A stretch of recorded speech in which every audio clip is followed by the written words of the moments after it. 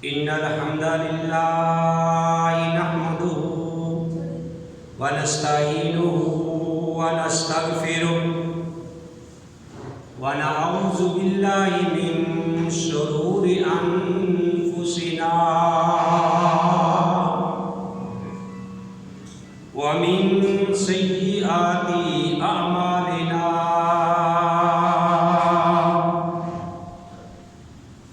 من يهده الله فلا مضل له ومن يضلل فلا هادي له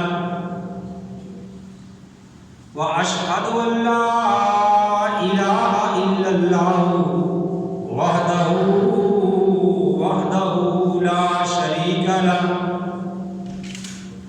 وأشهد أن محمدا عبده ورسوله يا أيها الذين آمنوا اتقوا الله حق تقاته ولا تموتن إلا وأنتم مسلمون يا أيها الناس اتقوا ربكم الذي خلقكم من نفس واحدة وخلق منها زوجها وبث منهما رجالا كثيرا ونساء واتقوا الله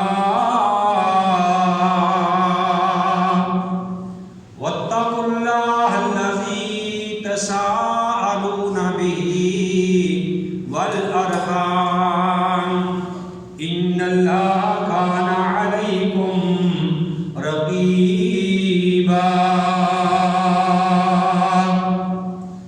يا أيها الذين آمنوا اتقوا الله وقولوا قولا سديدا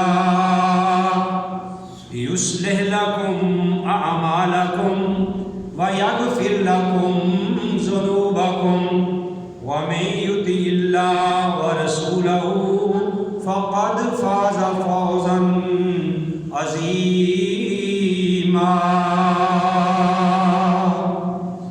أما بعد فإن خير الحديث كتاب الله وخير الهدي هدي محمد صلى الله عليه وآله وسلم وشر الأمور محدثاتها وكل محدثة بدعة وكل بدعة ضلالة وكل ضلالة في النار.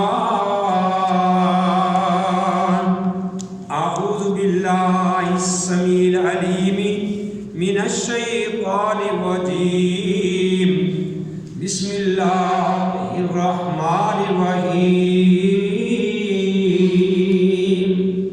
قال الله تبارك وتعالى في سورة الفجر والفجر وليال عشر، اور قسم ہے فجر کی اور 10 راتوں کی. وقال النبي صلی اللہ علیہ وآلہ وسلم افضل ایام الدنیا ایام العشر. فرمایا نبی کریم صلی اللہ علیہ وسلم نے کہ دنیا میں سب سے افضل دن جو ہیں وہ یہ ایام عشر ہے، یہ 10 دن ہیں. محمد کی جس دن میں الفت نہ ہوگی سمجھ لو کہ قسمت میں جنت نہ ہوگی. بھٹکتا رہا ہے بھٹکتا رہے گا محمد سے جس کو عقیدت نہ ہوگی. کرے جو اطاعت دل سے محمد کی، کرے جو اطاعت دل سے محمد کی، رب کعبہ کی قسم اس کو پیر و مرشد کی حاجت نہ ہوگی۔ حضرات، ہر قسم کی تعریفات اللہ احکم الحاکمین کی ذات پاک کے لیے، وہ اللہ جو ساری کائنات کا خالق، مالک اور رازق ہے، وہ اللہ ہمیشہ سے ہے، ہمیشہ رہے گا۔ لا بشیر لہ ولا وزیر لہ ولا مثل لہ، نہ اس اللہ کا کوئی وزیر ہے، نہ اس کا کوئی مشیر ہے۔ وہ ان اللہ علی کل شیء قدیر ہے، فعال لما یرید ہے۔ اذا اراد شیئا ان یقول له کن فیکون، وہ جب بھی کسی چیز کا ارادہ کرتا ہے وہ کہتا ہے ہو جا، وہ چیز ہو جاتی ہے۔ حمد و ثنا کے بعد لاکھوں اور کروڑوں درود السلام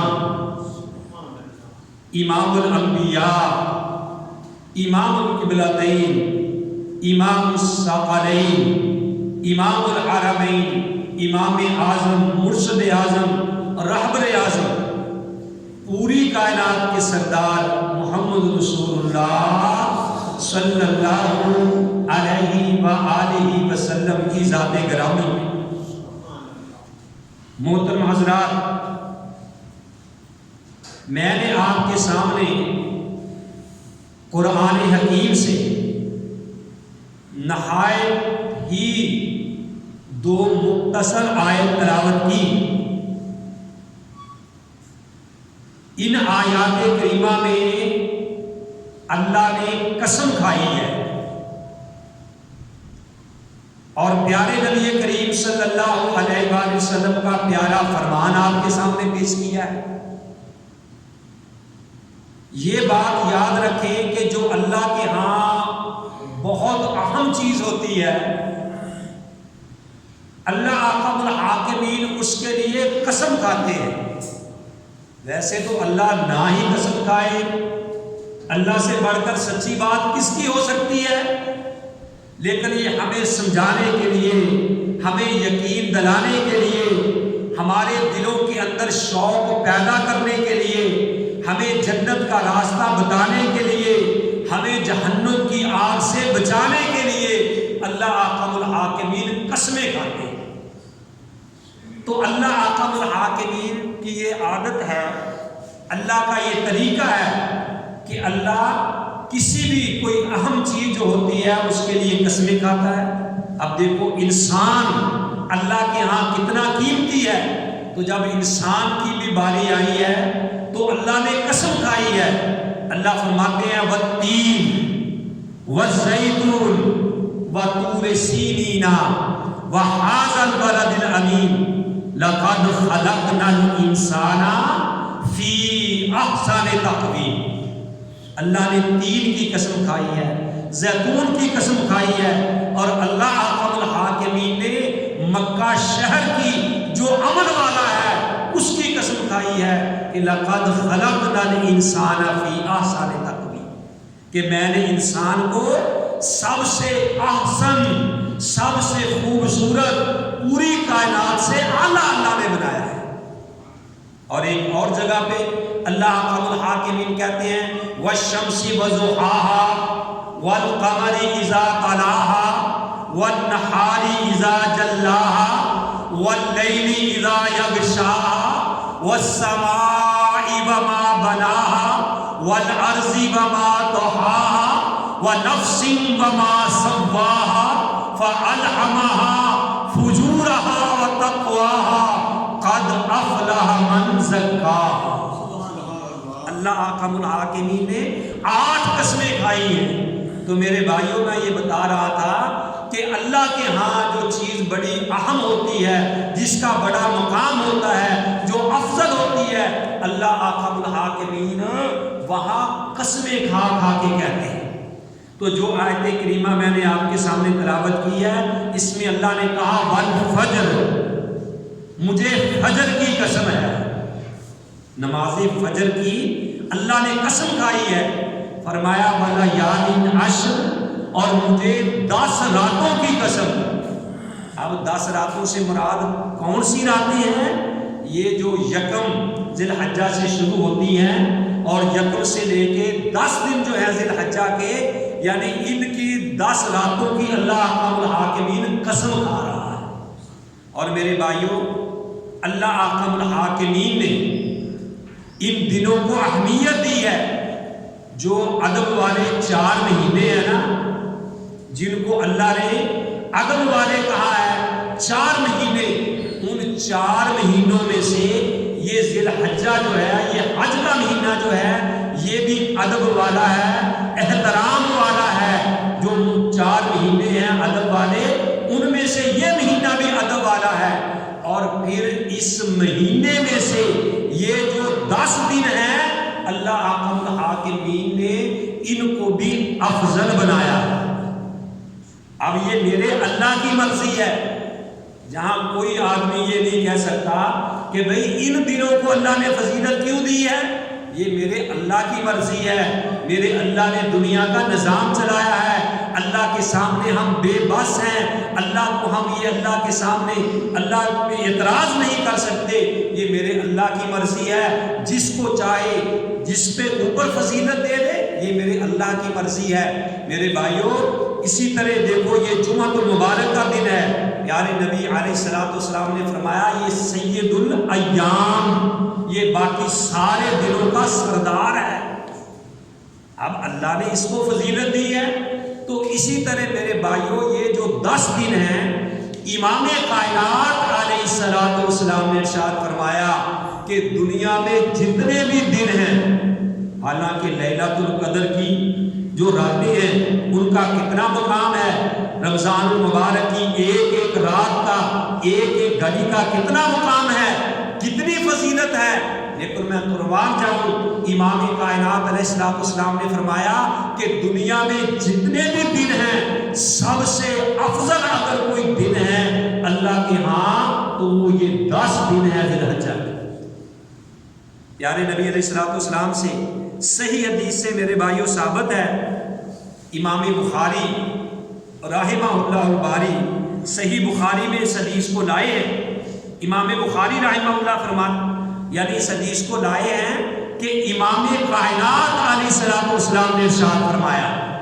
بھائیو ذرا بات غور سے سنو، جس طرح پیارے نبی علیہ السلام کی ذات پوری کائنات سے اعلیٰ ہے، میں ہر جمعے آپ کو یہ بات دہراتا رہتا ہوں تاکہ تمہارے دل میں پیارے نبی کی عظمت پیدا ہو، پیارے نبی کی شان پیدا ہو۔ جس طرح پیارے نبی علیہ السلام کی ذات پوری کائنات سے اعلیٰ ہے، اسی طرح پیارے نبی علیہ السلام کی بات بھی پوری کائنات سے اعلیٰ ہے۔ تو امام کائنات علیہ السلام ارشاد فرماتے ہیں ما من ایام العمل الصالح فیہا احب الی اللہ من ہذہ الایام، یعنی ایام العشر۔ نبی علیہ السلام نے ارشاد فرمایا کہ یہ جو دن ہیں 10 دن، اس میں جو بندہ نیک عمل کرتا ہے، اللہ احکم الحاکمین کو باقی جتنے بھی دنوں کے عمل ہیں سب سے بہتر عمل اللہ کو، سب سے پسندیدہ اللہ کے ہاں عمل وہ ہے جو ان 10 دنوں میں کیا جائے۔ صحابہ آگے سے کہتے ہیں قالوا یا رسول اللہ صلی اللہ علیہ وسلم ولل جہاد فی سبیل اللہ، کہ اگر کوئی آدمی اللہ کی راہ میں جہاد کرتا ہے تو کیا وہ بھی ان دنوں سے اس کی شان، اس کا عمل بھی زیادہ افضل نہیں ہے؟ جو آدمی یعنی اللہ کی راہ میں جہاد کرتا ہے، تو امام کائنات علیہ السلام فرماتے ہیں وَلَلْ جِهَادُ فِي سَبِيلِ اللَّهِ، ہاں اگر کوئی اللہ کی راہ میں جہاد کرتا ہے تو وہ بھی ان 10 دنوں کے عمل کی شان کو نہیں پہنچ سکتا۔ ہاں فرمایا اتنی بات ضرور ہے اِلَّا رَجُلًا خرج بمالہ الا رجل خرج بمالہ ونفسہ ثم لم یرجع من ذلک بشیء. ہاں وہ مجاہد، وہ شہید کو اس عمل سے زیادہ، یعنی اس کا عمل بہتر ہو سکتا ہے ان دنوں سے، کہ جو اللہ کی راہ میں نکلا، اس نے اپنا مال بھی اللہ کی راہ میں قربان کر دیا، اپنی جان بھی اللہ کی راہ میں قربان کر دی. جس گھوڑے پہ وہ لڑائی کے لیے، جہاد کے لیے نکلا تھا، وہ گھوڑا بھی اس نے اللہ کی راہ میں قربان کر دیا، اپنے آپ کو بھی قربان کر دیا، واپس لے کے کچھ نہ لوٹا. اس کا عمل تو زیادہ ہو سکتا ہے، ورنہ ان دنوں میں جو کیا ہوا عمل ہے، اس کا مقابلہ اور کوئی بھی دنوں میں عمل کا مقابلہ نہیں کر سکتا. میرے بھائیوں، یہ اتنے یعنی جو دن ہیں، اتنے یعنی عظمت والے دن ہیں، اتنے احترام والے دن ہیں، اتنے شان والے دن ہیں. حضرت عبداللہ رضی اللہ تعالیٰ عنہ فرماتے ہیں، عبداللہ بن مسعود سب کہہ دو رضی اللہ تعالیٰ عنہ، کہ سال کے 10 دن یہ اللہ کا فضل ہے. یہ جو 10 دن ہے نا، یہ بندے کے اوپر اللہ کا بہت بڑا فضل ہے کہ کوئی بندہ آئے، اگر وہ اپنے آپ کی اصلاح کرنی چاہتا ہے، اللہ کے قریب ہونا چاہتا ہے، ان دنوں میں وہ اللہ کے قرآن کی تلاوت کرے، اللہ کا ذکر کثرت کے ساتھ کرے، اور اللہ کے قرآن کی تلاوت کرے، صدقہ و خیرات زیادہ سے زیادہ کرے، لوگوں میں نرمیاں پیدا کرے اور اچھے کام کرے، اپنی زبان کو اللہ کے ذکر سے تر رکھے. کیوں کہ یہ ایسے دن ہیں کہ اب جو اللہ کے لیے حج کرنے کے لیے گئے ہوئے ہیں، وہ اللہ کے مہمان ہیں، وہ بیت اللہ کے ارد گرد اکٹھے ہوئے ہیں. اور پھر میرے بھائیوں، بیت اللہ کے اوپر ایک کعبہ ہے جس کو بیت المعمور کہتے ہیں، وہ فرشتوں کا کعبہ ہے. حدیث میں آتا ہے کہ اگر بیت المعمور جو فرشتوں کا کعبہ ہے، اگر اس کو آسمان سے اتار لیا جائے تو وہ سیدھا بیت اللہ کے اوپر اترے، وہ سیدھا بیت اللہ کے اوپر اترے. تو میرے بھائیوں، یہ اللہ کی شان دیکھیے کہ وہ جو بیت المعمور ہے، 70,000 فرشتہ، 70,000 فرشتہ اس گھر کا روزانہ طواف کرتا ہے. 70,000 فرشتہ. ذرا بھائیوں تصور میں جائیے، تصور کی دنیا میں جائیے. 70,000 فرشتہ بیت المعمور کا روزانہ طواف کرتا ہے. اور میں قربان جاؤں، امام کائنات علیہ الصلوۃ والسلام نے ارشاد فرمایا کہ جس فرشتے نے ایک بار طواف کر لیا، قیامت تک دوبارہ اس کی باری نہیں آئے. اللہ. امام کائنات علیہ السلام نے فرمایا کہ جس نے ایک بار طواف کر لیا، 70,000 فرشتہ روزانہ طواف کرتا ہے، اور جس نے ایک بار طواف کر لیا، قیامت تک دوبارہ اس کی باری نہیں آئے گی. تو میرے بھائیوں، بیت المعمور نوری مخلوق اللہ کی، وہ بیت المعمور کا طواف کر رہی ہے، اور جو یہ خاکی مخلوق ہے، انسان ہے، یہ بیت اللہ کے ارد گرد طواف کر رہے ہیں. اگرچہ وہ فرشتے ہیں، لیکن میں قربان جاؤں، ان انسانوں کی شان، ان کا مقام ان فرشتوں سے زیادہ افضل ہے. کیوں کہ اللہ نے کیا دیا؟ لَقَدْ خَلَقْنَا الْإِنسَانَ فِي أَحْسَنِ تَقْوِيمٍ. احسن سب سے اچھا، سب سے خوبصورت، سب سے بہتر اللہ نے اگر کسی کو بنایا ہے تو وہ انسان ہے. اللہ قرآن میں کہتے ہیں، یا ایھا الانسان ما غرک بربک الکریم الذی خلقک فسواک فعدلک فی ای صورت ما شاء رکبک. پھر اللہ کہتے ہیں، یا ایھا الناس اعبدوا ربکم الذی خلقکم والذین من قبلکم لعلکم تتقون. کہ اے انسان، اے لوگو، یہاں کہا گیا نا یا ایھا الانسان. اس کا ترجمہ کرنے والوں نے یہ بھی کیا ہے کہ اس کا معنی صرف یہی نہیں کہ اے انسان، بلکہ اس کا معنی ہے کہ اے سردارو، اے چودھریو، کیونکہ پوری کائنات سے اگر افضل کوئی ہے تو وہ انسان ہے، اگر پوری کائنات کا سردار کوئی ہے تو وہ انسان ہے۔ تو گویا کہ اللہ نے کہا یا ایھا الانسان، وہ اے چودھریو، ٹھیک ہے نا؟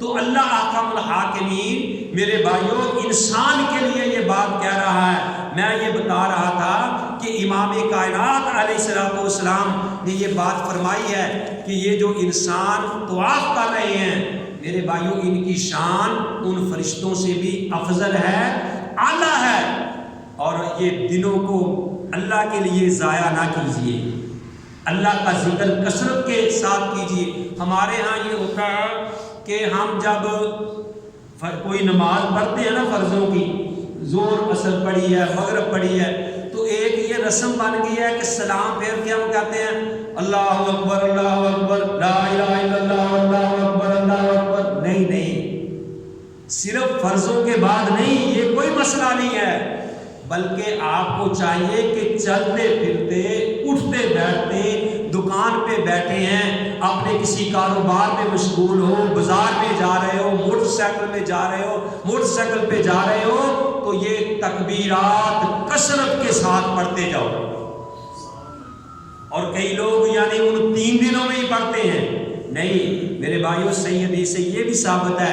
امام بخاری رحمہ اللہ الباری کتاب العیدین کے اندر یہ حدیث لائے ہیں، وہ کہتے ہیں کہ کانا ابن عمر و ابو ہریرہ رضی اللہ تعالی عنہما، کہتے ہیں کہ ابن عمر یعنی عمر کے بیٹے عبداللہ اور ابو ہریرہ رضی اللہ تعالی عنہ، وہ فرماتے ہیں کہ یخرجان الی السوق، کہ وہ دونوں بازار کی طرف نکلتے، یخرجان وہ دونوں نکلتے، کدھر؟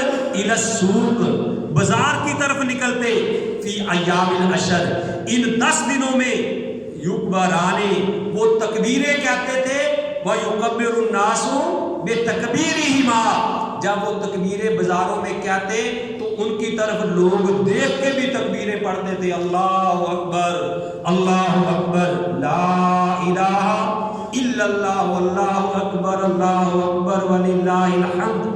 تو یہ آپ کو شروع کر دینی چاہیے، کیونکہ یہ دن شروع ہو چکے ہیں۔ چلتے پھرتے صحابہ اکرام متلاشی تھے نیکی کے۔ حضرت عبداللہ کے بارے میں آتا رضی اللہ تعالیٰ عنہ کے بارے میں، اس کو کسی ساتھی نے، انہوں نے کہا کہ آؤ یار بازار چلیں۔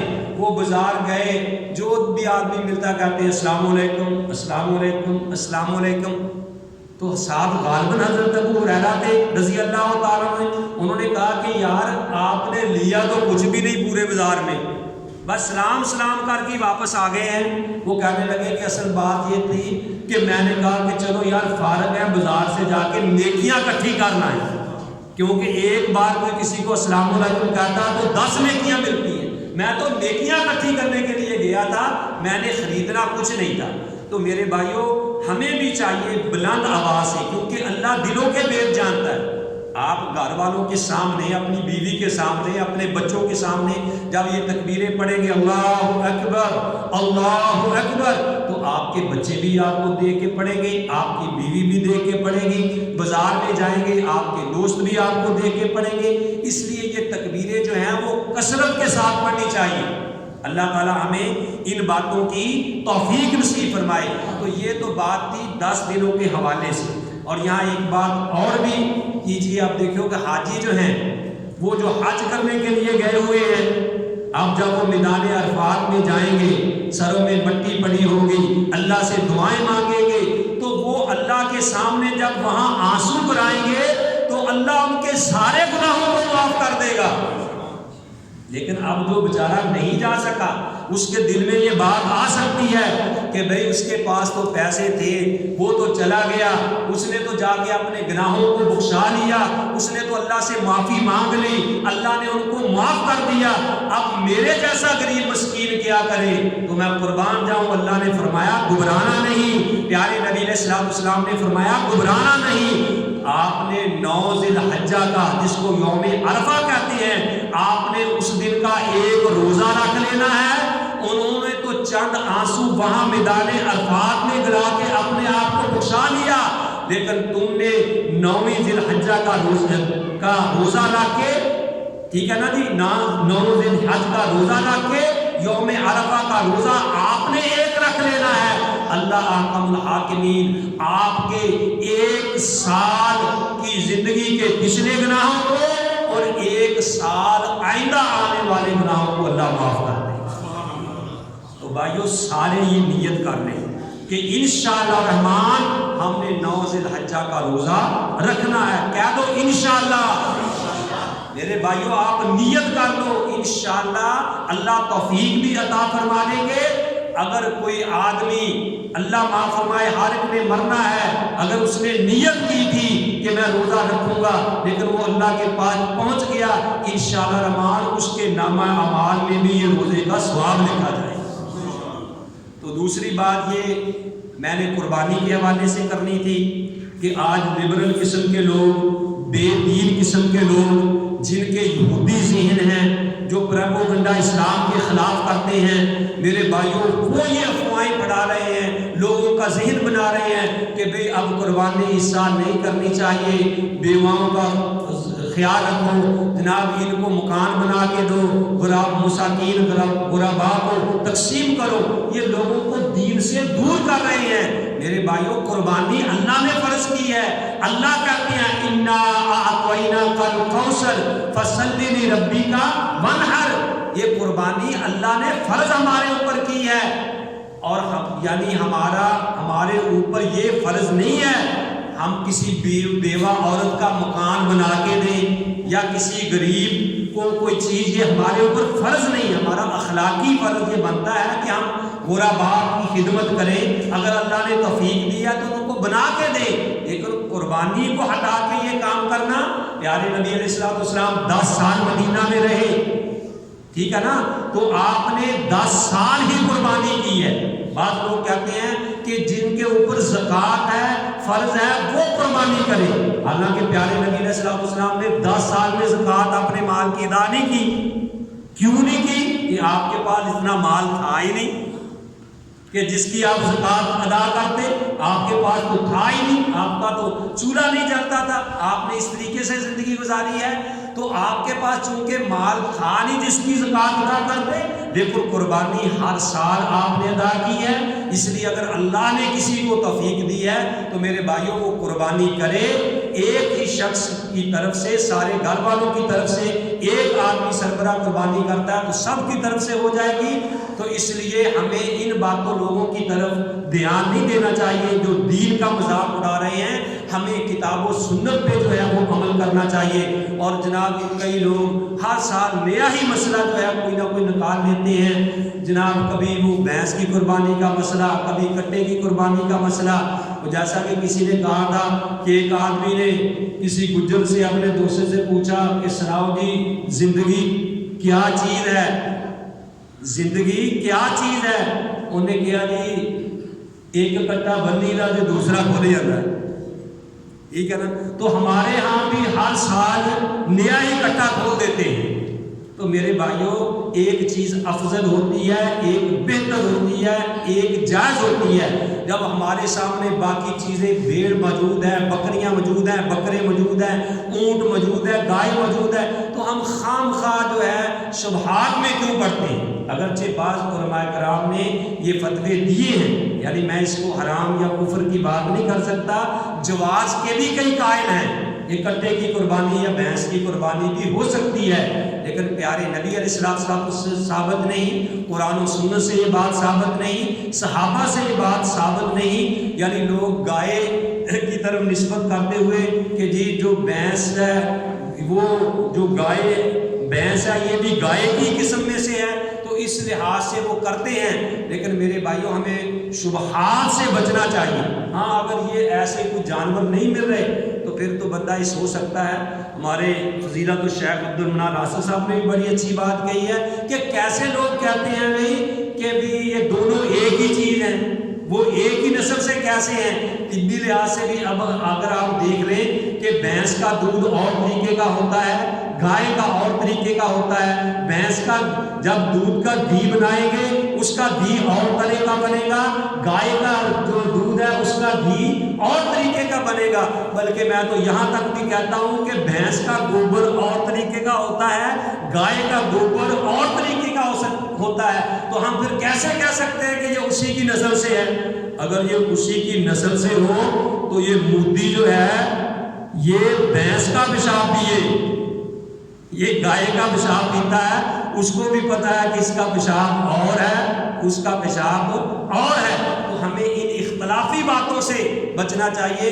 پہلے میرے بھائیوں ہمارے اندر اخلاص نہیں ہے، ہماری تو قربانیوں میں بھی اخلاص نہیں ہے، دخلاوے ہیں، ریاکاریاں ہیں، مکاریاں ہیں میرے بھائیوں، تو پہلے بھی اخلاص نہیں ہے، اور پھر ہم ایک چیز بھی وہ لیتے ہیں جس میں کوئی شبہ والی باتیں ہیں، تو ہمیں ان باتوں سے بچنا چاہیے۔ میں پھر واضح کرنا چاہتا ہوں کہ میں حرام نہیں کہتا، لیکن میں صرف جواز کا قائل ہوں، لیکن بہتر افضل وہ ہمیں کام کرنا چاہیے جو اللہ کے قرآن نے بتایا ہے، جو پیارے نبی علیہ الصلوۃ والسلام کے فرمان نے بتایا ہے، تو ہمیں وہ باتیں جو ہے وہ اختیار کرنی چاہیے، باقی باتوں سے ہمیں بچنا چاہیے۔ بعض لوگ یہ بھی کہہ دیتے ہیں کہ دیکھو جی کہ انڈے کی قربانی بھی جائز ہے، مرغی کی قربانی بھی جائز ہے، اگر کوئی اونٹ کی قربانی نہیں دیتا، گائے کی قربانی نہیں دیتا، بکری کی قربانی دیتا، وہ آنڈے کی بھی اگر قربانی دے دے تو جائز ہے۔ دیکھو نا کہ کدھر کی بات کدھر کو لے جا رہے ہیں۔